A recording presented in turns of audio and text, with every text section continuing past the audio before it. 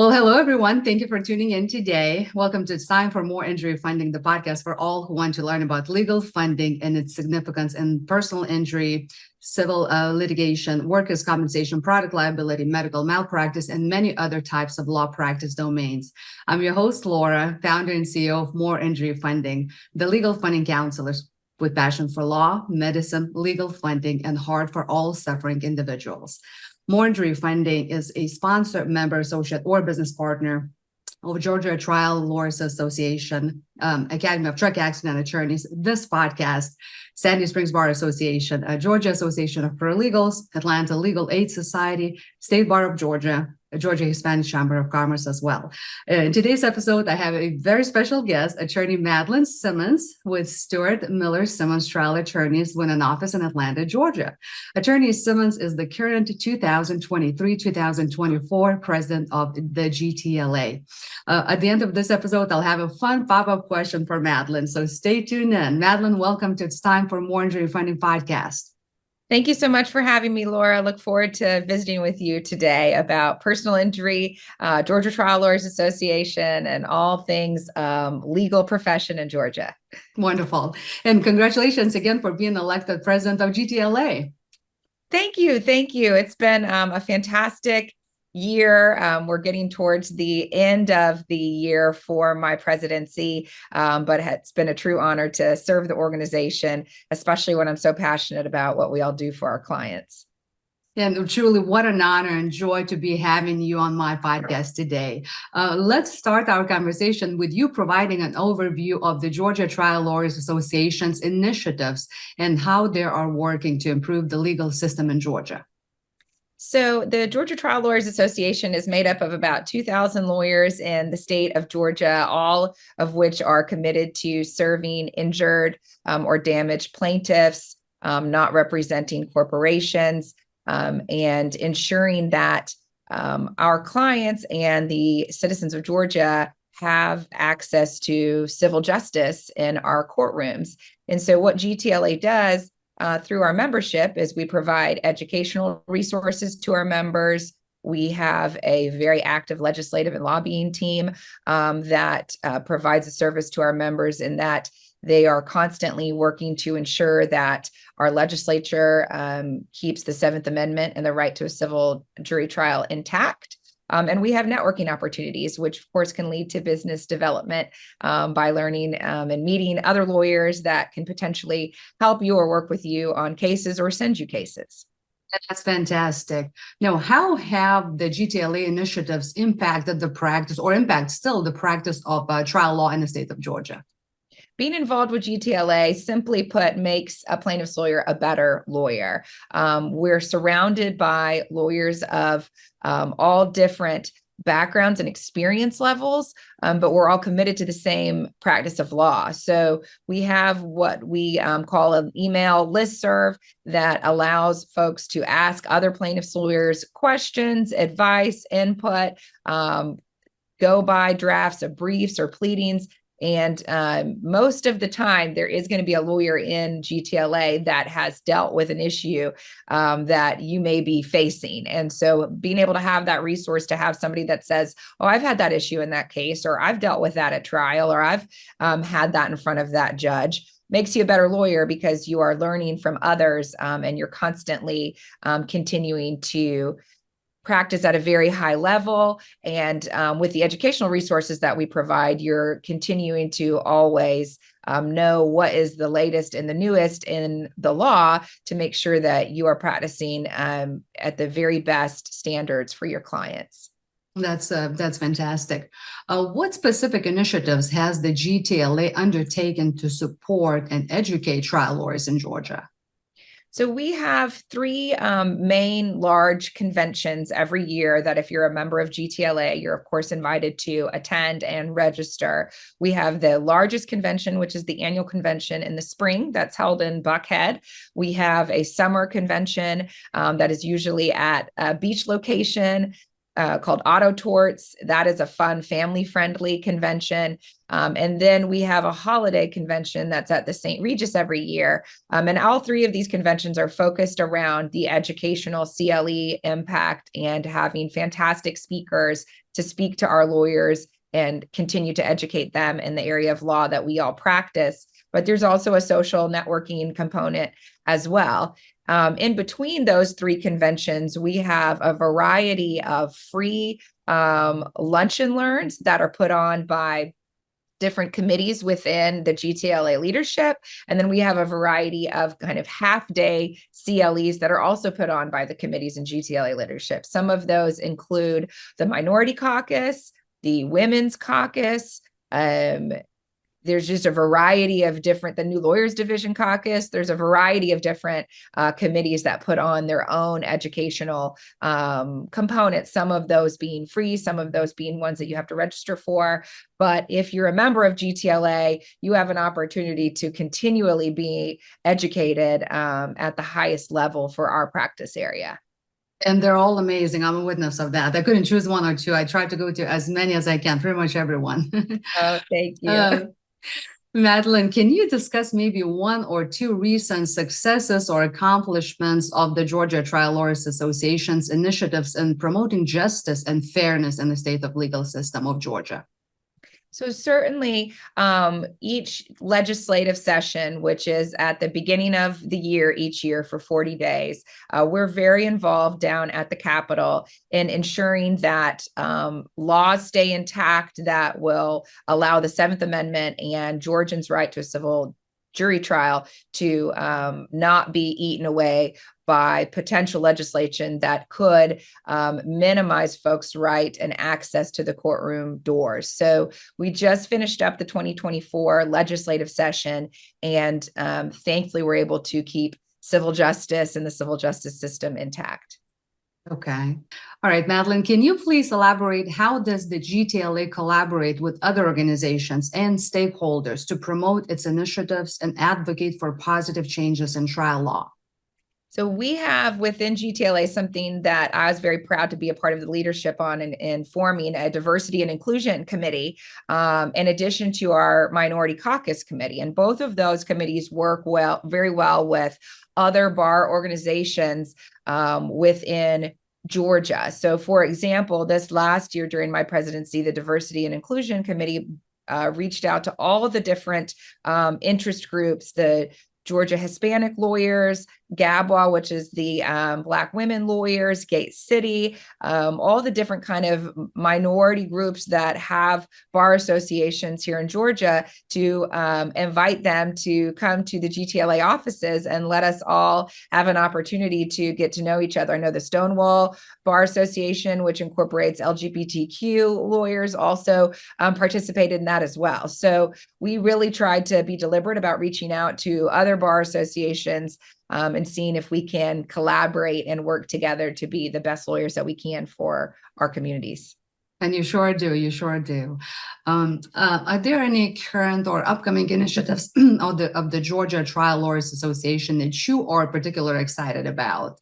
Maybe you could mention maybe mental health besides all others. Yes. So another committee that I was excited to be a part of putting together with the thoughts and ideas from several of our members was a mental health and wellness committee that we formed this past year. And that has been an exciting committee to watch because really they were given an open slate to make that into what they thought would be helpful for our members. Lawyering can be a very stressful job, and having a committee that just focuses on physical wellness and mental health and wellness, I think was something that we were proud to put into place. We've offered yoga for our members. We've offered, Wellness Wednesday type tips. We had a family-friendly event that was put on around the holiday season.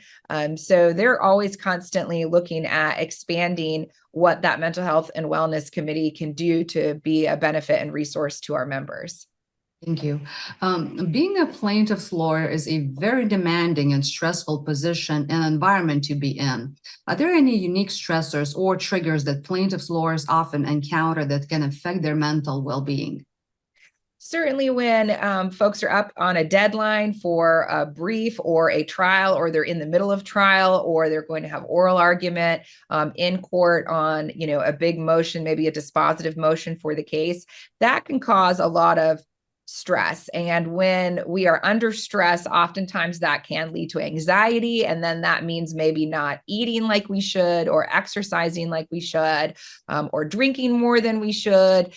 So it's those kind of, stress and anxiety that that is a result of the pressures of the practice of law that I think can sometimes get to us as plaintiffs lawyers. So I think trying to always keep in the forefront our physical and mental well-being helps us get through those stressful times. And talking about these stressors, can you think of any common mental health challenges that plaintiff lawyers face in their profession? I certainly think anxiety is one that is pretty common among lawyers. And I think that likely starts back in law school because you're in a very high pressure, competitive environment. And then depending what kind of law firm or practice you go into after law school, sometimes there is that same high pressure and competitiveness between newer and associate lawyers in big law firms. So it's just kind of a culture that creates easily anxiety. But that's why like I mentioned, I think it's important for all of us to try to ensure that we are putting our health first, because we can't be good lawyers if we're not taking care of ourselves. Very important, yes. Could you offer some effective, proven, or proposed strategies for managing stress and preventing burnout in the field of plaintiff law, Madeleine? I think that making sure that we take some time where we are not looking at our phone, are not responding to emails, and just having some time to ourselves on a pretty regular basis is important. That may be 30 minutes of exercise. It may be 30 minutes of just a leisurely walk outside. It may be, chilling in front of the TV and doing some Netflix shows. But I think the best way to prevent burnout is to be deliberate about building in some time that is not 24/7 lawyering. And it's easy to do 24/7 lawyering because of smartphones and the age of Zoom and everything else. And our jobs are ones that they're never done. Any lawyer will tell you, I'm never caught up. I'm, never feeling like that I'm on top of everything. And that's just a feeling you get in law school and it never goes away. But being able to compartmentalize that and focus on your mental and physical health, I think, is the best way to prevent burnout. And in your opinion, how do you think can plaintiff lawyers prioritize self-care and maintain a healthy work-life balance while still advocating for their clients? Certainly, I think that changes as we grow and as we age and as we potentially grow our families. I think that, lawyers that are right out of law school that maybe are, don't have children yet, some do certainly. But if you're in a situation where you don't have children yet and don't have all the same family responsibilities, those are maybe the years that you can pour into your work so that when you do get to a point of wanting to step back a little bit or have a little bit of flexibility to grow your family, you don't have those same pressures and stressors that you maybe had right out of law school.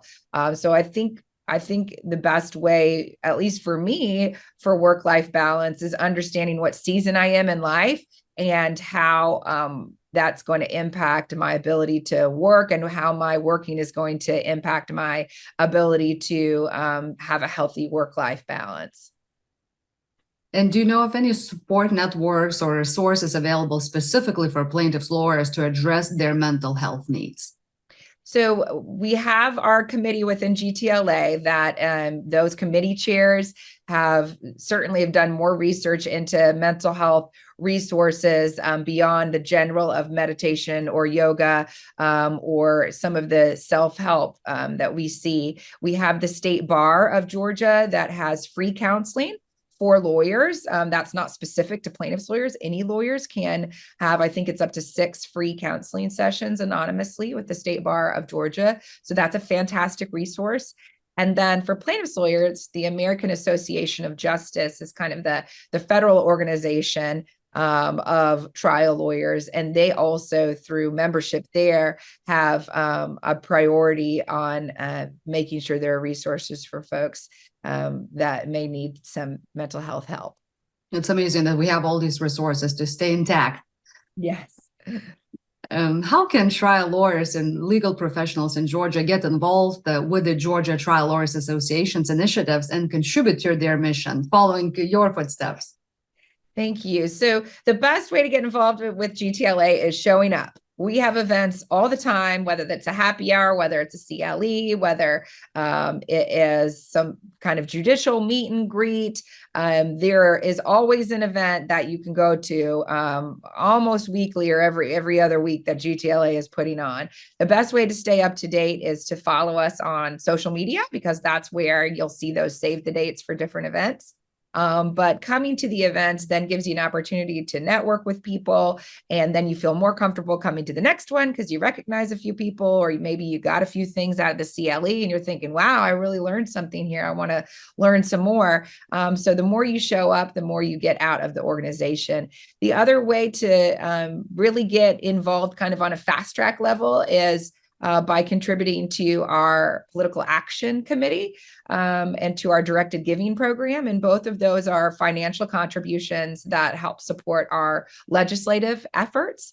And when people really kind of put their money where their mouth is, people notice that. And that's a great way to get involved kind of at a higher level quickly.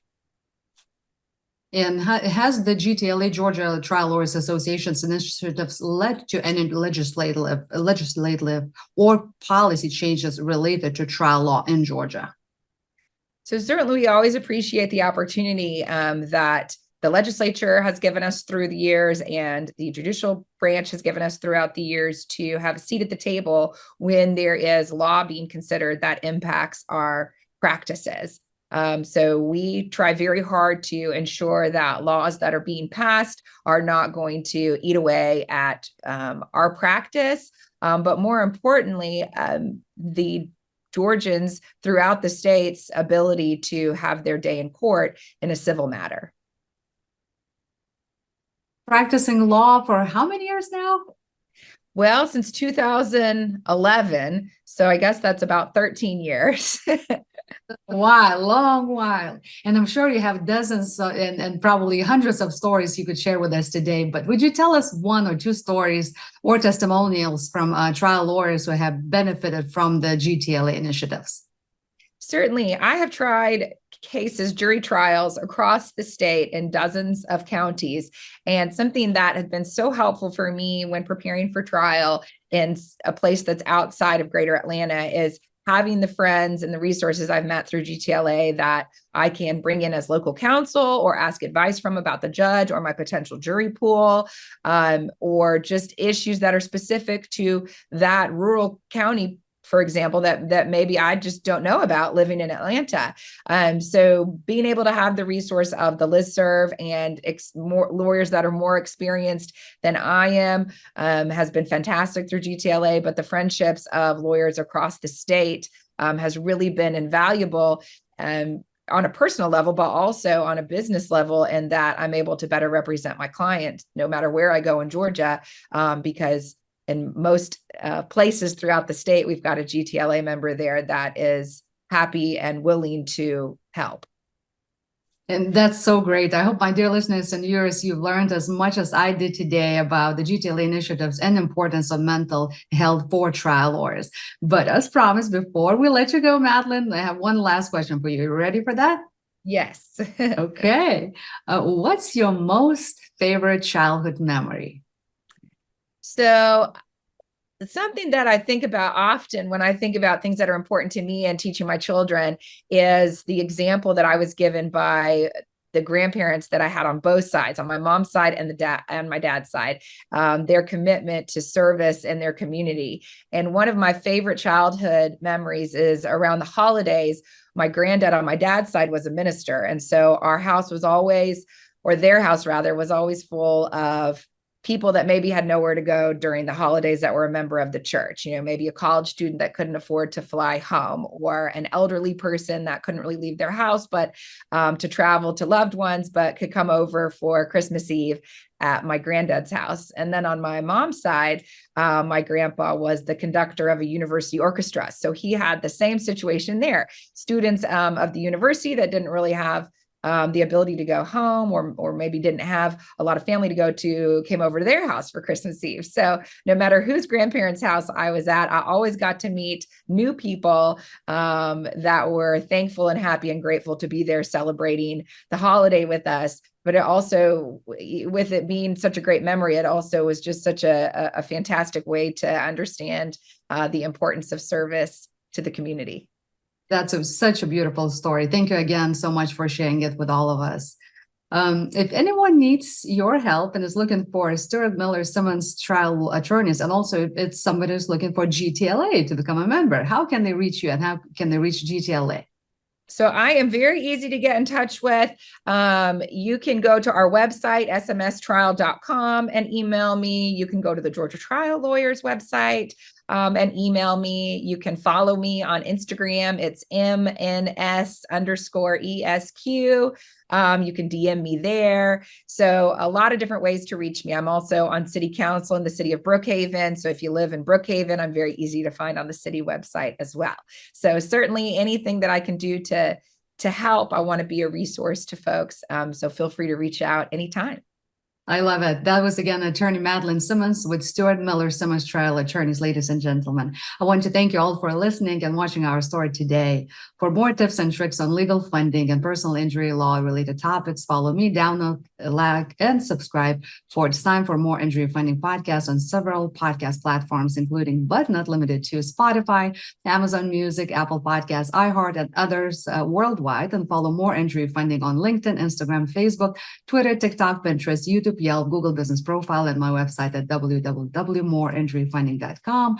I can't wait to see you and listen to you again at my next coming episode. Until then, be well. Thank you, Laura. Thank you very much.